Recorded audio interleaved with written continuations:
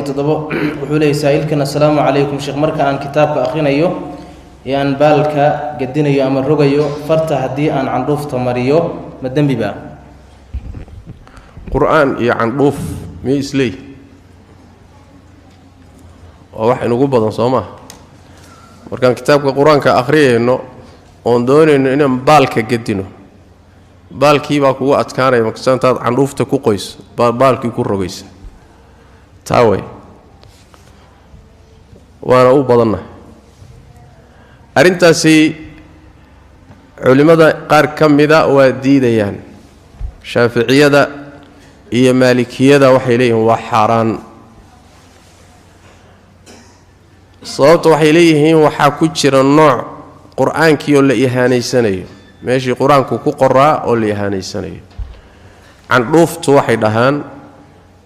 asal ahaan wax fiican ma wixii la ihaanaysanaya lagu tufaa waxa la mid ah bay leeyihiin caruurta markay quraanka baranayaan waan soo marnay oo khadda ay looxa ku qorayaan oo ay doonayaan khadii ka khaldantay xarafkii khaldamay inay tiraan candhuuf bay marin jireen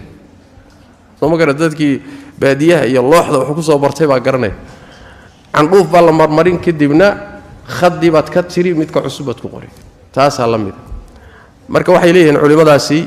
ma banaana waxa aad mas'alada u fogeeyay al-imam ibn al-arabi al-maliki wuxuu yiri jaahil baa sameeyay culimada qaar kamid waxa ka muuqataba inay qaar kood yiraahdeen inay gaalnimo keentaaba khatar ugu jirta oo waxay leeyihiin quraanka ihaanadiisu waa gaalnimo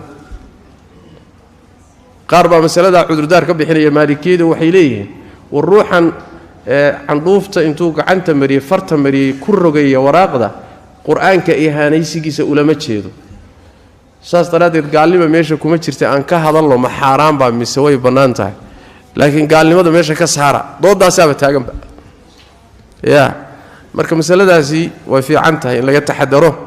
walow ay jiraan culimada qaar kamid oo dhahaya wax dhibo ma leh sida مثلا الامام البوجيرمي متأخرين تي شافعية كاملة كتاب كيسعانك التجريد لنفع العبيد متأخرين تي شافعية كاملة هاي وحولي أرنتاس وحده وماله قال لمن معها إن حاران لي هذا الصح ما أبوله وحارنتا كل راعي الشيخ ابن باز عليه رحمة الله ويسقون وحولي هاي وحده وماله إن فرط اللقويو وعروفت اللقو قوية كدبنا مسحفك وراقدي سلقو الرقو وحده وماله إذا بدرنا معها وحق قرادنا كمتشرتو وحده بنا مسحفك إيو محوها كمتشرتو له بركة مسألة دو وذلك إزان علماء دي باكم ورنسان